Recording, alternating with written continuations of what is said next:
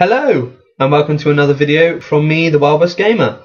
Hello, thank you for watching. If you've checked out my previous videos, thank you very much. Hopefully you're liking what you're getting. And if you do, please do subscribe and please comment as well and leave your opinions. They're always welcome. And if you have any questions as well, please do ask them. If there's any subjects you'd like me to talk about, yeah. Write them down and I'll go through. I'll have a look and I'll definitely think about trying to get more videos out there which you the viewers want to see. So this week we're going to be talking about a very special topic, subject. Aliens Colonial Marines. And that whole dog turd of a game.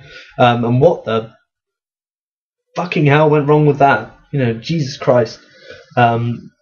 I tried to be professional when talking about these things and try to be balanced, but Jesus Christ, that game sucked. And we're going to try and find out why. Why did that happen? How did a game based on the Aliens franchise, how the hell did that go wrong? And whether or not it was the fact that they were trying to base it on a really well-established franchise, which, pre-existed well before becoming ever a video game, as one of the best films of all time, one of the best science fiction films of all time. Whether that really does have a detrimental effect on anything you try to do with it, that people have this really well ingrained image of what they expect. We're also going to be talking about hype, and whether hype, especially in this case, has a negative effect on a game.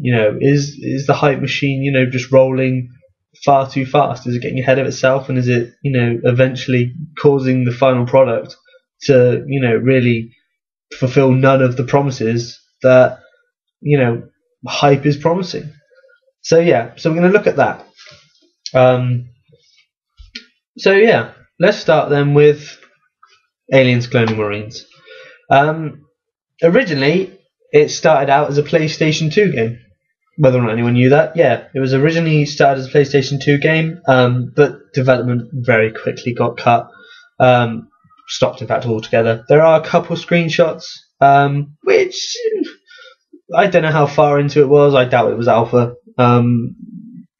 It looks quite rough. I mean, then again, I'm judging this as a guy who's played the 360 and the PlayStation 3 for the last however many years, so it may be that was the final stuff. It just in a screenshot looks a bit bad, but yeah, I mean, so what, right? We never really knew much about that. So roll on 2006, and Sega picks up the electronic rights to AVP, the Alien vs Predator franchise, and the Aliens franchise, and they get Gearbox. Gearbox jump on board, and so they start work on these games. Rebellion and Sega do AVP, and Gearbox works on Aliens Colonial Marines. So everything seems to be going fairly well, actually. It was really cool news. At the time, it was really awesome to find out that there wasn't just one, there were two Aliens games coming out. Firstly, one for the AVP franchise, which, as far as any console gamers, we never really had a look at. It was only going to be PC gamers who had ever had that, honour of having the AVP games at their fingertips. And they were really good. I mean, I would seriously recommend anyone who's a PC gamer who's never played those, which I doubt are very few. If you're perhaps just jumping into the PC gaming community, certainly check those out. They are a bit dated, but they are very good. It's more the fact that you just feel, like each of the three species. Badass, Colonial Marines with all the guns, all the tech. The very, the honor-bound predators. The ultimate hunters, and then of course, essentially the indestructible killing machines, the aliens, the xenomorphs. Each one felt very unique, but also very balanced in the overall gameplay. And you can find any number of gameplay videos on YouTube, or screenshots, anything, all over the net. and I would seriously recommend, if you are a PC gamer, checking them out because they are very good. So AVP was coming to consoles, which was really awesome, and they did bring out screenshots of both Aliens Colonial Marines and AVP, and they both looked awesome. AVP had considerably more of a grittier, grimier feel for some reason. That game took place, I think, a couple decades after the Aliens films. It's hard to sort of, with the AVP universe, it's kind of weird. There's so much material there. It's hard to really get a grasp on where things sit.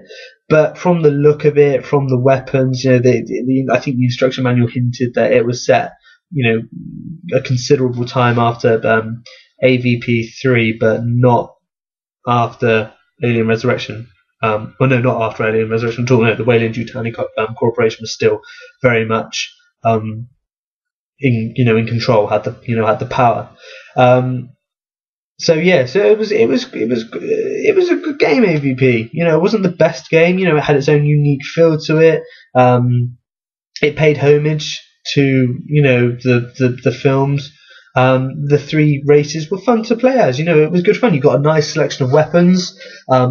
As the Colonial Marines, you got the iconic pulse rifle with an updated look, the shotgun with an updated look again, the smart gun, very much still the smart gun, and the flamethrower I think the flamethrower again had another sort of interesting look to it, a new look, and the pistol, of course.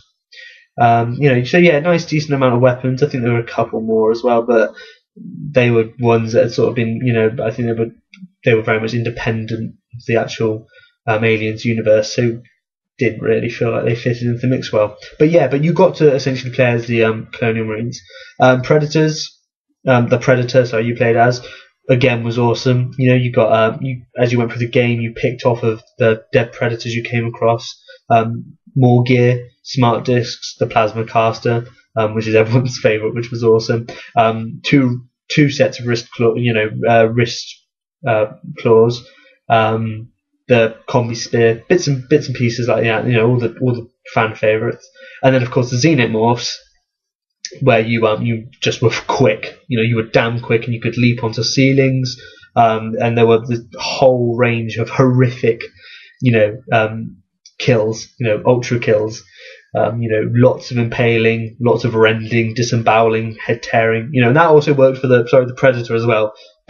Both Aliens and Predators have some seriously sweet kills. If you're a big fan of the sort of Mortal Kombat, finish him, this game had them. You found yourself saying that quite a lot of the time, because damn it, there was some stuff that even probably would have made Mortal Kombat go damn. There was some seriously hardcore deaths in that. So it was quite a good game. It wasn't the best game. There were issues with it. It was a bit buggy. The graphics weren't, the best graphics in the world. It was kind of linear. Gameplay seemed to drop off near the end of all three campaigns. It was good.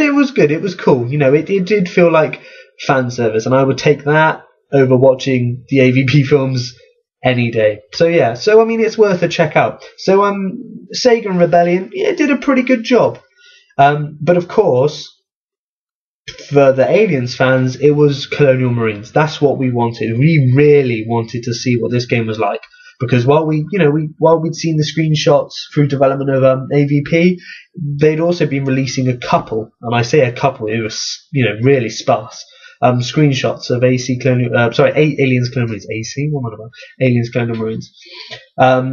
And they look really cool. I know there were screenshots, but they really captured the atmosphere and the tension of the Aliens films. The one that sticks with me, and this is how good those screenshots were, was the one of it was you as a Colonial Marine. You had your pulse rifle held up, you had your tracker in the other hand, the little blips appearing on it, and either side you had two other Marines and another one crouched down, sealing a door or cutting the door open. And this really felt, no xenomorphs in that picture at all, nothing like that. Just that picture stuck with me, because it said to me, here you are, this small elite group of soldiers, up against, the most dangerous creature in the universe, the ultimate predator that can, completely, destroy you. It doesn't need just one. It will come at you from anywhere. There are hundreds of these things all around you, and you're never going to know for sure where they are, because they hide in the shadows, they hide above you, below you, to the side of you. They're anywhere. And they will do whatever it takes to kill you, whether it means throwing everything they have at you. They will get you eventually, because while, the going's good at first, when the ammo's high, it's going to get low. And, these things don't run out of, claws or teeth. These things are designed to get you, up close, and they will get close.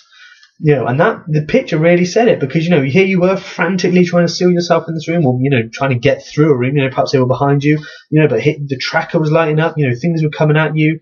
You clearly had to either, choose between putting that tracker down and being blind, essentially, or, hold it up and know where they were, but you couldn't fire, which was cool. It made me, reminded me of Doom 3, where you had the choice between the flashlight or, your gun, and you did, you're in the darkness, you had to decide, do I want to perhaps, hope to God that I can squeeze off a few rounds and hopefully something that, maybe is in front of me gets it, or, do I want to pick up that torch and know for sure what something is, but be screwed if I, need to fire back. So it really gave the atmosphere, it really gave it the Aliens atmosphere. And that was awesome. That was really cool.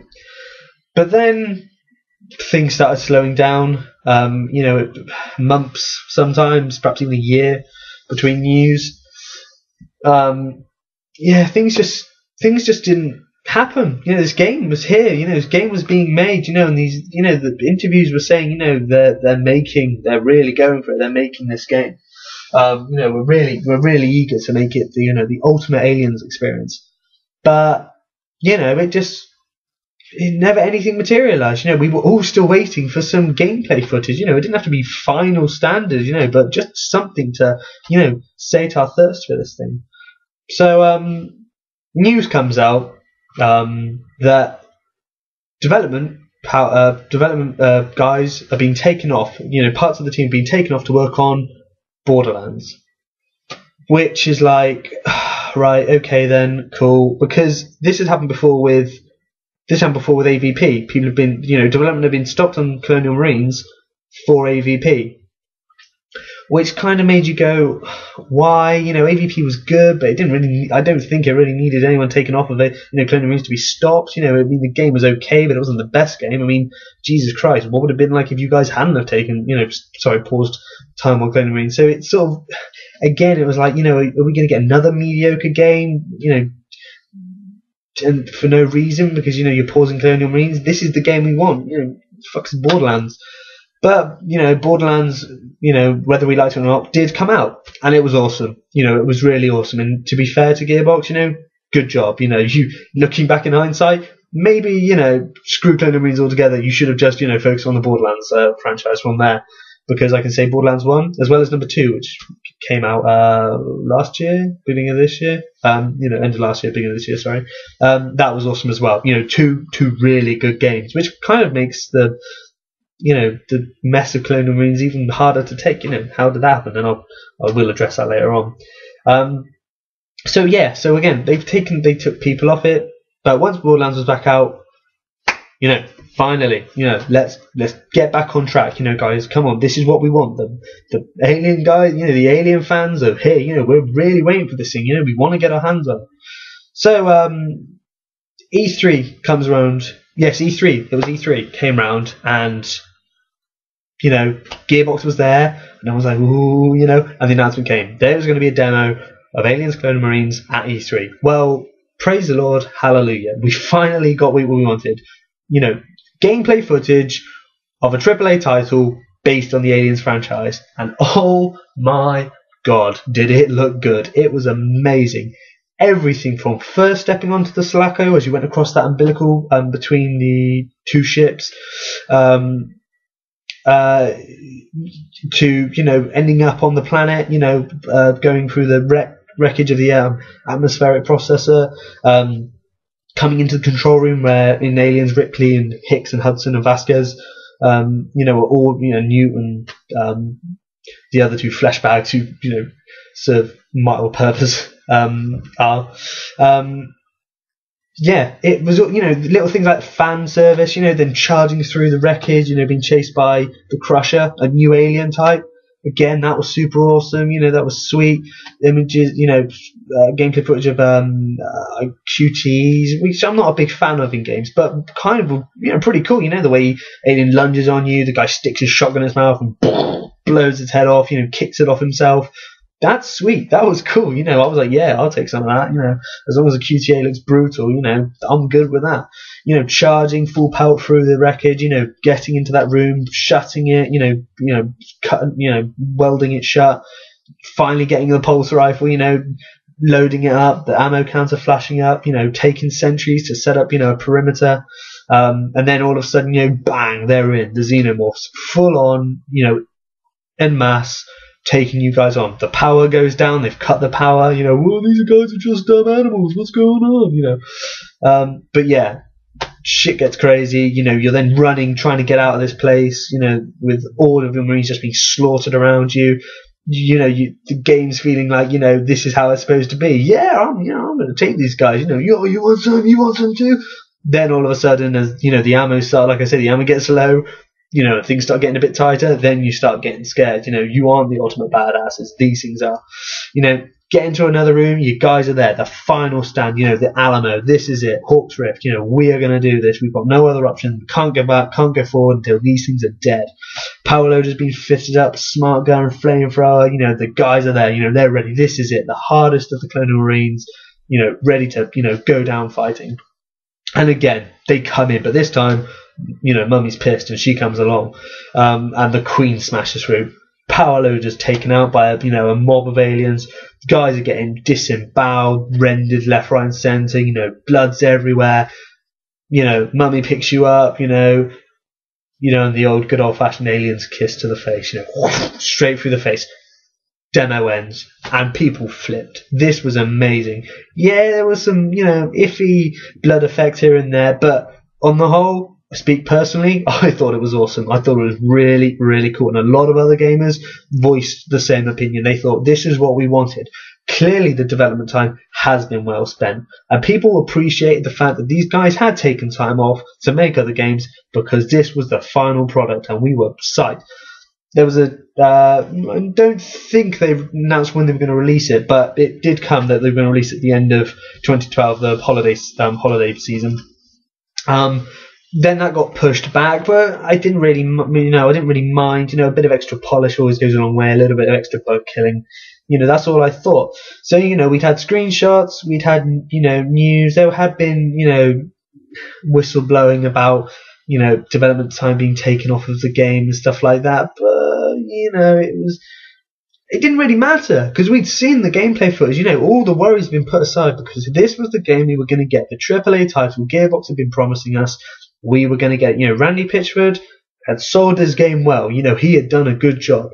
The development diary started coming out. We were really getting a good look at this game. Lots of new stuff was coming out thick and fast. It was looking really, really promising. So, release date is approaching, and then an embargo. What? This is news to me. Why an embargo? What's going on? This game looks awesome. This is like a AAA title. Why are you putting an embargo on it? For reviews? Because only crap games have embargoes, and this game isn't crap because I've seen the E3 demo. So what's going on? This is how a lot of us felt. We were like, what's going on?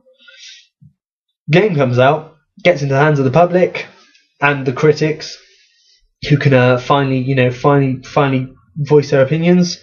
Holy shit!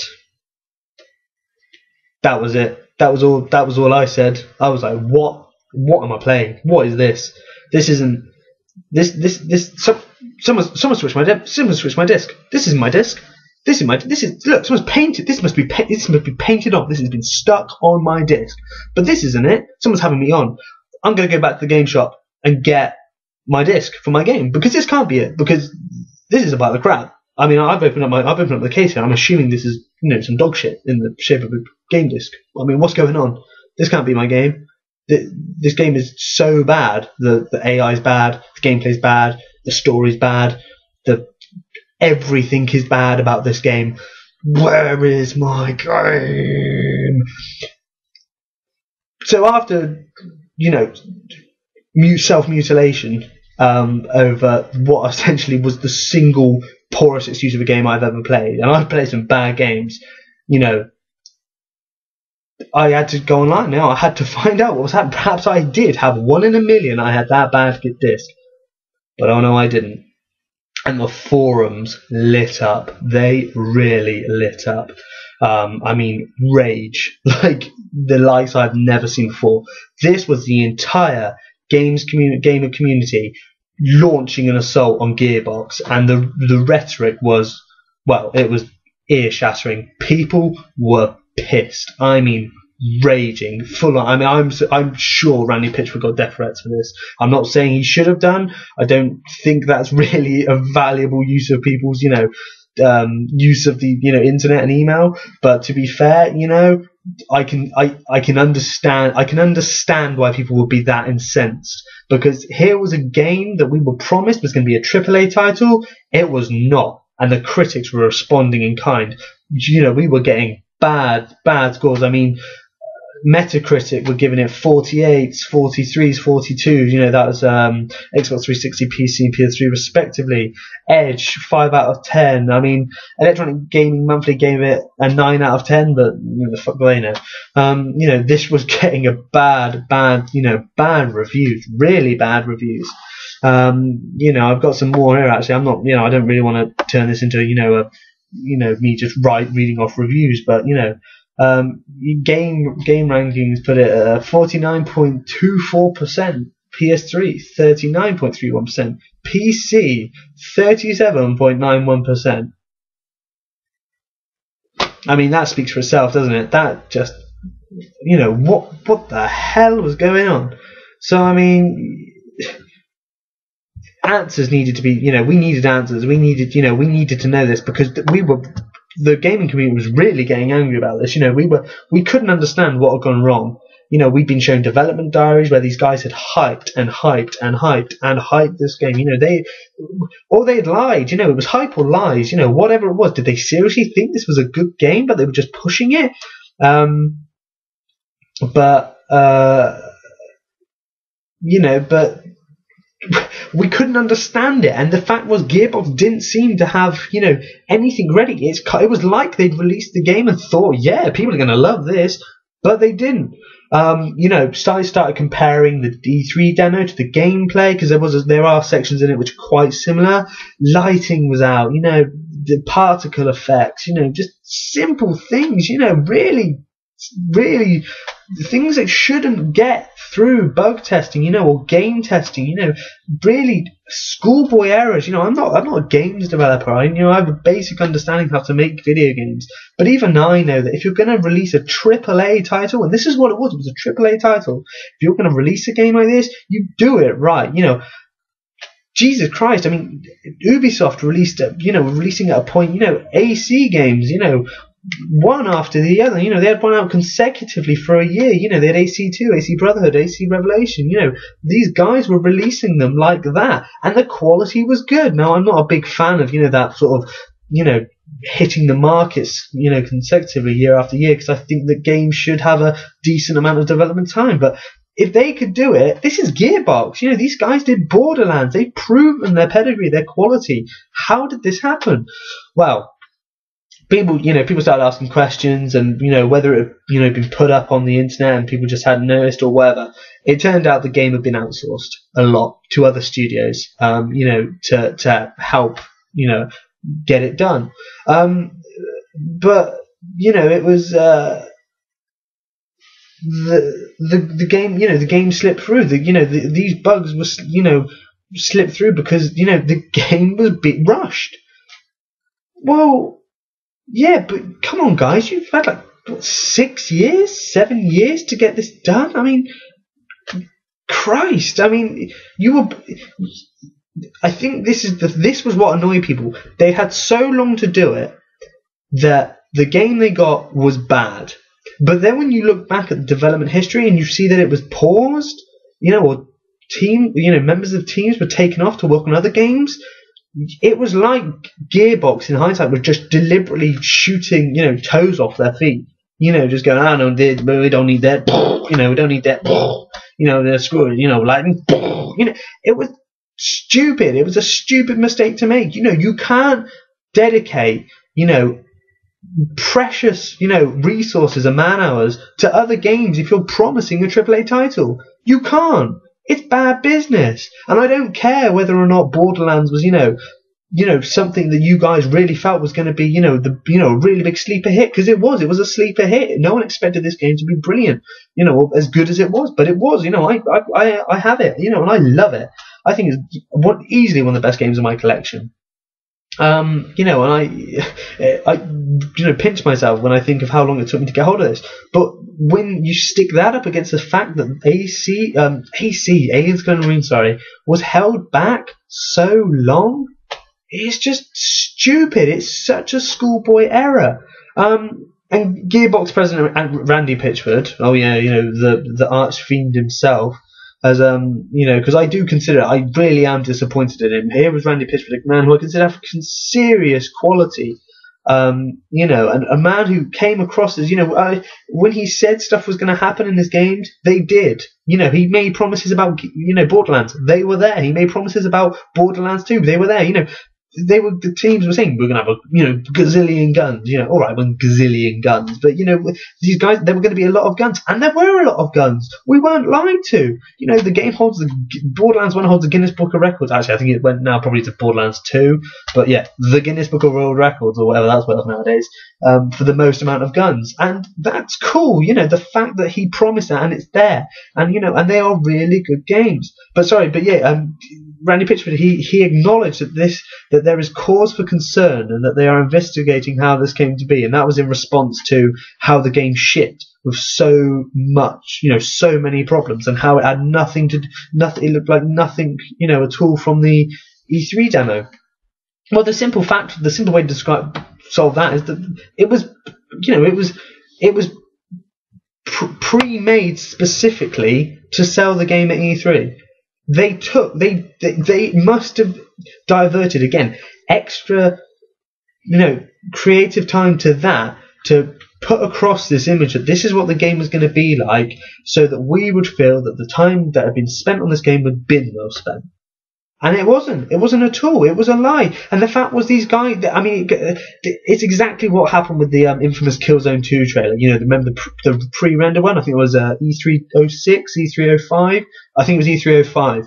Where the PlayStation 3 was being announced, and they were releasing, what the games were going to be like, and everyone was like, what? That's no hell, man, that's not going to be like anything like that. And then other people were like, what? This is what it's going to be like. And then, they had to admit that was, what the potential, that's what their dream game, what they wanted it to be like. And then they, of course, had to make another one with the actual in-game engine, which was still really cool, and and it mimicked it, fairly well. But it, again, was nothing like the actual original. If this is what Gearbox were doing, then, what? They failed. Because, even though the Killzone 2 one was nothing like the original Killzone 2 trailer, at least it was still good. Killzone 2 for a long time was the best looking game on consoles, and I will say that hands down. I've owned a 360, I own a PS3, and I still consider Killzone 2 and Killzone 3 to be the best looking games on console. I know Crysis is out. Crysis is cool, but graphics are good. I don't consider graphics to be the best thing about a game, but the whole feel of it, the whole atmosphere, the graphics really add to the gameplay and vice versa. So that's what really, that's really what I consider makes, a really, good looking game, if everything works together, really well together, really harmoniously together. But sorry, going back to this. If this was the potential video, the potential trailer, demo, E3 for Aliens Colonial Marines, why didn't they then, why didn't they hold the game back again to make it look like this? Or why didn't they say something? Because we're not stupid. We're going to see that when the game gets released, that this is nothing at all like what we were promised. And that just pissed off everyone. I mean, I can't get across how much of a disappointment this game was. You know, to be lied to like we were at E3, to be lied to like we were in the developer diaries, to just be lied to full stop since day one. It felt like, you know, I don't know when it was they got themselves behind or whatever, when they had to start rushing, but they did. So my overall opinion is missed opportunity, Gearbox, and an incredibly silly thing to do at a time when people do not have the luxury of how much cash they can just splash at games. You know, people nowadays have to be careful with the moolah. You know, we can't just go and, you know, I used to be a time when I go out and buy on the day releases, I buy 3 games. You know, I bought Fable 2, Far Cry 2, and Dead Space all on the same day, in my younger years, because I had the cash to do it. But now the economy's bad, we can't risk doing that. So for you, Gearbox, to then bring out this piece of shit and think that, you know, we're going to forget about it, ain't going to happen, mate. And I would really be careful with Borderlands 3, dude, because seriously, this has burnt a lot of people, and a lot of people online are really angry. I've posted quite a few really harshly worded ones. Because why? Because I feel like that. If you betray the games, if you betray the people, like I've said in my first video, the real ones who love these things, who really stand by developers, really protect these games from outside criticism, only to be burnt. That hurts, dude. That really hurts, and I think that Randy Pitchford and the entire Gearbox team, as well as Sega, need to issue an apology. And I think there needs to be some free DLC. There needs to be a lot of work to update this game and make it, fine, because I've seen the updates list, for what they're trying to fix. This stuff should never have been allowed to get past any, testing stage. It's such rudimentary stuff. I mean, just really crappy little bugs, which, how hard would it have been to, just spend a couple more hours, in a day trying to get rid of? All right, like I said, I'm not a developer. I don't know how long it takes to get rid of a bug, but you're telling me that these guys couldn't have spent, held it back another 2 months or something to really work round the clock to get these done? Because if you guys want a good game to be there, you're going to make it back if the game's good. A AAA title, especially on the Aliens franchise, you've already got a pre-established fan base, Aliens fans who are gamers, they're going to buy it. Then there are other gamers who are looking in going, wow, this is an awesome game. If you make the game good, we're going to buy it. But you can't betray us like this and then expect us to be, loose with our money again. So that is my opinion on it. They burnt us, they lied to us, and now, we're getting the sort of, the very sort of, the politician-esque lines of, we'll look into it, somewhere along the line, communication was, communication was cut or something like that, the usual bullshit they always come out with. Well, Gearbox, fix it. And remember who your your loyal customers are and your fans are, and repay them in kind with some really good stuff. Free DLC, maybe. Perhaps, I don't know. Hey, why not stick out that demo? For free download. Why not that? That would be a nice idea. Because overall, shitty game, really bad game. And for shame on the fact that you tried to pull the wool over our eyes. So yeah. So. The hype was probably what was to blame. This is a prime example of how hype kills games. Hype can be a good thing. Halo 3 had a lot of hype, a lot of trailers. I mean, we all remember the Believe trailers. Those were cool. They really worked. And then with ODST, they started bringing out the live action trailers. Then with Halo Reach, they brought out that awesome Remember Reach trailer, which was still haunting. The music, the action, everything. It tells its own self-contained story, which then works into Halo Reach. It's beautiful, so well done. And it's it's like make a film out of these things, man. It's like Neil Blomkamp when he was and Peter Jackson were going to do the Halo movie, and then they pulled out. And we had that Downfall, was it called? The first trailer, the ODSTs linking up the Marines, trying to get the track on a Master Chief's location as he comes in. Find the elites, the brutes. That just, Jesus, and then they said they weren't going to do it, and so we were left with these live action trailers, which were so cool.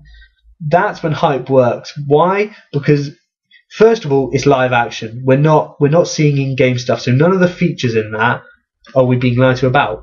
But also, the features that were in the game were also put into the trailer. You know, like the jetpack, the layout of the HUD when you see it inside the Spartans' head, the helmet. Sorry, the way they showed Emil, you know, in the background taking on an elite using a quick kill. You know, stuff like that. That was cool. That was in the game, and yet we saw it in this live action setting. That worked. That was cool, and that hyped me up.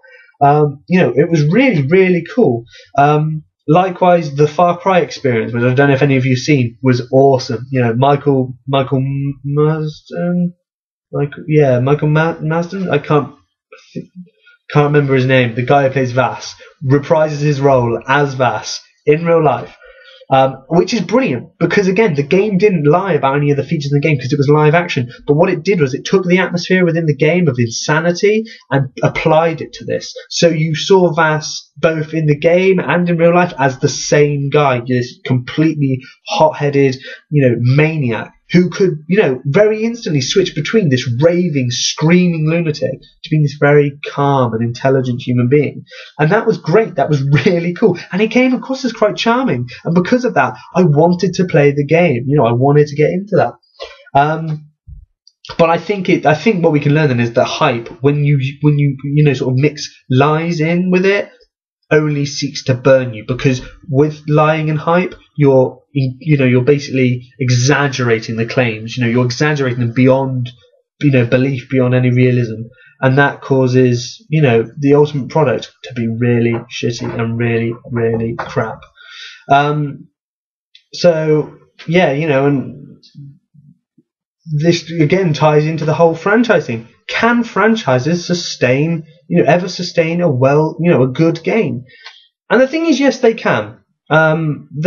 Anything with a pre-established franchise, or you know, a franchise, or I guess a pre-existing concept or an idea. I'm sorry, I'm not using the right word, but the Lord of the Rings games, they're a good indicator, because I'm not talking about some of the newer ones, but I think the Battle for Middle-earth games and the Two Towers for the PlayStation 1, the GameCube, and the Xbox, and the Return of the King, likewise for the GameCube, the Xbox, and the PlayStation 2, were brilliant. Designed by EA with Wingnut Interactive as well helping out. They were awesome. They were really well done games. They were brawlers, they were beat 'em ups. You know, you went through, you know, you picked in the first Two Towers, you picked Aragorn, Legolas, or Gimli. Sorry, you got to upgrade them. There was light RPG elements. You went through the levels from the game, were really well done. You know, sort of cutscenes blended into gameplay footage. You know, you had this really nice. There were some really nice set pieces. Sorry, you know, the music was all there. The voice actors, they got the voice actors back in. Really well done, and that was all based off of the Lord of the Rings films. You know, it was all done with, you know, with the cooperation of EA and Wingnut and Weta as well. West Workshop, they helped out, and Peter Jackson was hands-on as well with that. Really, really good games, and I would recommend checking them out, because they're a prime example of how a movie-based license, when done well, is good. And surprisingly, it's from EA. Who would have guessed, right? Likewise, another one, Peter Jackson's official video game of King Kong. Again, Guinness Book of World Records most long-winded title. They really throw those things out, don't they? You know, it doesn't take much to, you know, try and get them. But again, characters, that was done by Ubisoft, sorry, and Wingnut Interactive. Again, really well done, really spot on. They got the cast from the film to do it. Cooperation between the concept artists for the film and the video game, the development team. You know, two separate, you know, types of media coming together, working well, producing a quality product. I know it's not the best game in the world. You know, it does have some, you know, issues, the King Kong game, but it's really good. It's worth checking out. Some really nice, interesting ideas. You know, no HUD. You know, completely immerses you in the game world. You know, you don't have an ammo counter. When you need to know, you ask him. And he'll, you know, Jack says, 2 bullets left or something like that, you know, or, you know, when you're hurt, the screen starts, you know, hear your heartbeat racing, the screen sort of goes red, you know, and the colour sort of fades from it, and you know you're hurt, you know, and you need to get out of that, you know, danger. You can carry only 2 weapons, you know, a pistol and a spear, you know, fire, you know, you feel part of this world. And perhaps that's because Peter Jackson, was a very hands-on guy. He likes getting involved. But that is a proof of a franchise working well, as were the Star Wars Rogue Squadron titles, and of course the original GoldenEye for the N64. Again, based off franchises which people love: James Bond, Lord of the Rings, Star Wars. Very, very, very good games. Very, very, very good. Franchises. That's how you do it, Gearbox. If you're watching Randy Pitchford, that's how you do it. You don't lie, you don't embellish, you don't use hype, you don't use, corruptive hype. I mean, sorry if that's not a term, should be. Corruptive hype. You inadvertently, by overhyping your games in an attempt to make them sound better than they were, shot yourself in the foot, because when the product was released, when you rushed it, when you didn't take the time, you didn't pay it enough love and respect, you ruined what you could have had. So I think that covers all bases, really. It's how, hype is a good thing. If it's used well, it's fine. As long as you don't lie, don't take us for idiots. The gaming community, is very accepting. We'll accept games which perhaps don't quite work. Perhaps they're a little bit sluggish here and there. Perhaps there are some ideas that didn't quite work, but all in all, if you try and you really work hard and as long as you're transparent and honest, and you lay everything before us and say, we've tried to make this for you guys, perhaps there are some elements which don't work, but all in all, we hope you have fun. Hey, I will accept that, no problem. Oblivion, Elder Scrolls Oblivion, personally for me, felt like that. There were some issues with that. It was a little bit, here and there.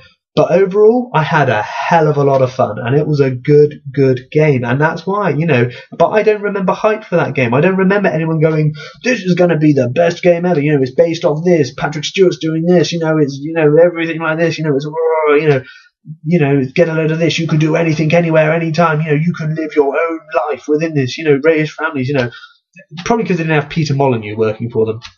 Again, Fable games, there's another good one.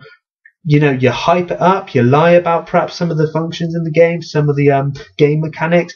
People get burnt, and they don't like it, and they will repay you in kind. Fable 1, I could forgive, some of the, half truths about that. Fable 2, again, I could forgive some of the half truths, not some of the game breaking bugs though, like the freezing. Excuse me. Fable 3, no, not at all. I had enough. Don't even think any of them knew what they were doing with that game. Very poorly executed. That's my personal opinion. Didn't feel, like the way, he was trying. Just didn't work. Sucking out RPG elements in an RPG game. He's trying to make the greatest RPG game ever by sucking out some of the RPG elements. Sticking in some really ridiculous, mechanics which just took away from the experience, slow gameplay down. No. Perhaps that's a conversation for another time. But the point is there, hype when used well works. Don't embellish, don't lie, don't cheat. Be honest, be transparent, be clear with your intentions, be honest. Like I said, we're an accepting community. We much rather see good games which have slight bad elements, which, the game developers are honest about, than, games that should be good, which we were told were going to be good, which are bad. We don't like that. Don't lie to us. Don't try and ram something down our throats, which, just going to spit up again. All right. So yeah, I think that concludes really everything I wanted to say on this episode. If you guys want to voice your opinions, please do. Subscribe, leave comments, leave suggestions, leave whatever you want. As long as it's not a dog shit in a paper bag on fire outside my door. Don't know where that came from. So yeah, thank you very much for watching. I hope you enjoyed it. Quick thing. I am going to be trying to get hold of a HD camera, so this sort of flickery, sort of Blair Witch effect will probably be disappearing hopefully in the next couple of weeks or, coming months. Likewise, I am going to try start doing some game reviews of some retro games, which I said in the first episode I will be doing. Until then, I will be just trying to get these out, sort of give you guys sort of the reasons to, have some mini discussions in the comments about the subjects I talk about. But I am going to try and get some game reviews in there as well. So yeah, until the next time, guys, have a good one. see you later, and hopefully you enjoyed the show. And I will see you next time on the Wild West Gamer. Ciao for now.